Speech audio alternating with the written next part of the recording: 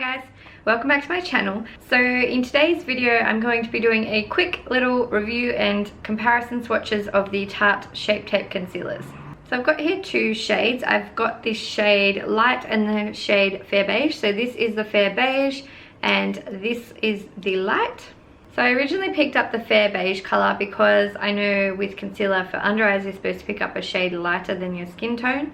And then I thought I would pick up the light colour just to compare them and see if this was any better, because it seemed like it was a little more pinky toned. So I generally go for a colour that is pink toned because I've got very bluish, purplish, dark under eye circles, and that corrects the colour. So for colour correction purposes I usually go with a pink or a salmon-y type colour. So both of these are definitely undertones, so you could use either, or if you've got a skin tone around mine, both would work for you. So the Fair Beige colour is definitely better for highlighting. It is obviously a bit lighter, but still has that pink undertone, so it's definitely better for like highlighting and brightening up your under eyes and things like that. It will still cover blemishes of course, but you might need to use like a lighter foundation. If you had like a summer foundation and you were using this to cover blemishes, you'd probably have random light patches all over your face, so that wouldn't work out so well. So if you're looking for one that's more skin tone, like true to your skin tone, you probably want to go with the light shade. This is a lot more pink as far as I can tell, like that's what I think. It's more pinky than the other one, and I find that this is closer to my actual skin tone. So both of them work really well for me, but as I said, I would definitely go for the Fair Beige if you're looking to highlight and conceal under eye dark circles, and I would definitely go for Light if you're just looking to conceal under eye dark circles and or blemishes. Or you could get both like I did. If you really want to spend a bunch of money, you could get both and mix them together to get that perfect mix of coverage and brightening. Not that I'm saying the Fair Beige colour doesn't cover, because they're both extremely thick and extremely full coverage concealers. So just to give you a little close up of what they look like, this is the Fair Beige. So that one looks like that. And this is the Light, and then this is both of them together. This is the Fair Beige and this is the Light. So just as my review of these concealers, as I said, they're both really high coverage. I think they are fantastic concealers. They definitely will cover blemishes and things like that, and they will definitely highlight and brighten your under eye. If you're a slightly darker complexion than I am, the light color would be very brightening for you.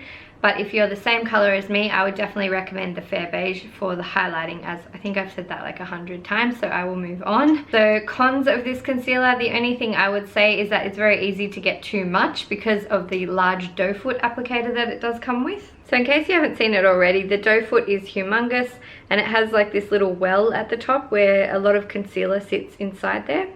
I don't personally see the point of that invention, because I think it just really dispenses too much product. With something this high coverage, you don't want a whole big lot of it on your under eyes. Unless of course you really like to apply a lot of concealer, which is absolutely up to you and absolutely fine if that's what you like to do. I personally don't like to do that. The other thing I would say about these is that they are enormous. Like the actual bottle it comes in is huge. You get 10 mils of product, or that's 0.3381 fluid ounces for the Americans out there.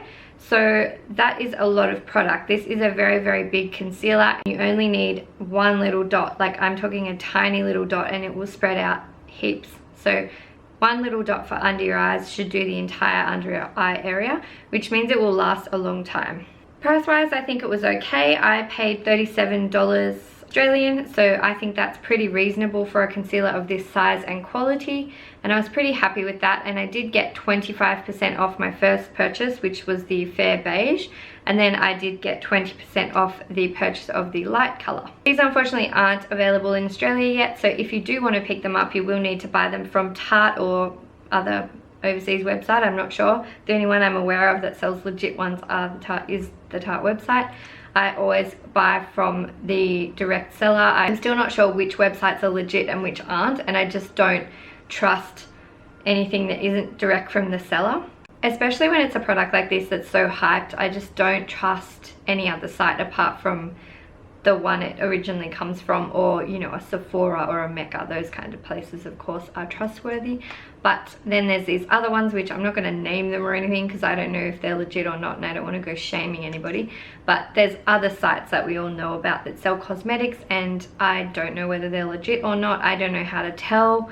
I always contact the companies about it and ask them, and they're like, oh, we don't know, or they don't get back to you, and it's really annoying. So I just tend to buy direct. I hope to God that our Sephora or Mecca will get these in stock. I guess it would be Sephora because I think they have the rights to Tarte in Australia. So I hope to God they're going to get them in soon, because it's really annoying being an Australian because you can never get anything. With regard to shipping time, I think it took around a week to 2 weeks to get here. The first one I purchased during the Christmas period, so that did take a little bit longer, which is totally fair and I totally expected. And then the second one took about a week, I think, to get here, which was really great. I just picked it up this afternoon, so I just thought I would quickly make this video and get it up. The reason why I wanted to make this video is because when I was looking for a direct comparison of the light and the Fair Beige, I couldn't find one anywhere. As I understand it, the Fair Beige is a newer color. They used to have only a few shades, and then I guess after the popularity of the product, they decided to make a whole bunch more shades. So now they've got a whole range of shades, which is great because it's really good for, you know, people with a darker complexion and things like that. It's also good for everybody really, because everybody can pick a shade that is closer to their skin and their undertone. So they've got sort of like a light color, which is just light. It does say it's for pink undertones though. And then there's Fair Beige, which is for pink undertones as well. And then there's some others, I don't know what they're called, but they're like fair, what are they called? Like, I don't even know. They're called fair something, and they're for yellow undertones or for neutral. So they've got like a whole range which suits different undertones. When I was doing my research on what color to buy, I couldn't find anything much about the Fair Beige color because it's new, I guess. So, and I think a lot of people didn't even know about it. I didn't until I logged onto the Tarte website and I was like, hang on, I've never heard of this color before. And then I started doing research, and it seems to me that they brought out all these new ones. So I think light was from the original collection that they brought out, and then Fair Beige is from the newer range of colors, which still includes the old ones. Anyway, I feel like I'm yammering on for like 10 hours here. So I'm just going to do a quick comparison swatch on my hand to show you guys the differences between the two colors. As you can see, this is the light color and this is the Fair Beige. And as you can see, this one is a lot closer to my actual skin tone than this one is. That one's obviously going to be very brightening on my skin, and that one's just going to be my skin tone. So, and I'll also just show you what I mean by how much it is. Like, look at this. Like, it's going to blend out so far. Like, it's covering my whole hand.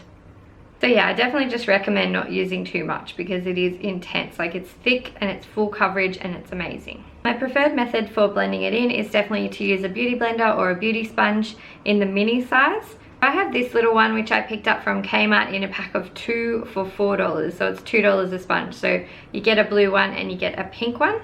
It just looks like this. I thought it was going to be really hopeless when I first bought it, but it actually doubles in size when you wet it. So this little sponge makes it really easy to get into all the little areas and really blend in the concealer. I found that the bigger beauty blender just was sort of mushing it all over my face too much, and it wasn't really going into the crease of my under eye circles where I needed it. So I find the small beauty blender is the best way to apply it. I have also tried it with a brush, and I don't prefer a brush to blend concealer anyway, maybe just because I don't have the right brush or something, but overall I think the wet beauty blender is the best way to apply it. I'm used to a stick concealer usually. I usually use the ones that look like a lipstick or the ones that are like in a pen with a little brush on them. So I'm used to using my fingers to blend concealer, but that didn't work well with this one. So definitely a beauty blender or a beauty sponge of any kind is the best way to go about it. So I hope this video was helpful. Like I said, I had a lot of trouble finding any comparison swatches of these two shades. I could find sort of still photos, but no reviews on YouTube or no videos much of people using it. I think there were a couple, but there weren't a whole lot of comparisons and stuff like that. So I just thought this video might be helpful, and I thought I would just pop it up as a little bonus video this week. And on that note, I have had a lot of video ideas and a lot of new products come through my doors this week, this year, sorry. So I think I'm going to be doing maybe more than one video a week. I've always wanted to do that, but sort of hadn't had the content or the time. But I'm going to try and make the time, and I'm going to try and find the content to have more than one video a week when possible. And those videos will just go up when I get time, in addition to my usual Thursday video. I know I did say I was going to put videos up on a Wednesday, but that hasn't really been working for me, so I decided to put it up on a Thursday instead, which has been working well. I'm trying to film and schedule in advance so that they're definitely up at the same time, because I know that it's so important to have consistency, and I know I've not been the best at that for my entire year on YouTube. Just on that note as well, I have been on YouTube now for over a year, which is really exciting, and I've done pretty well, I think, in my first year.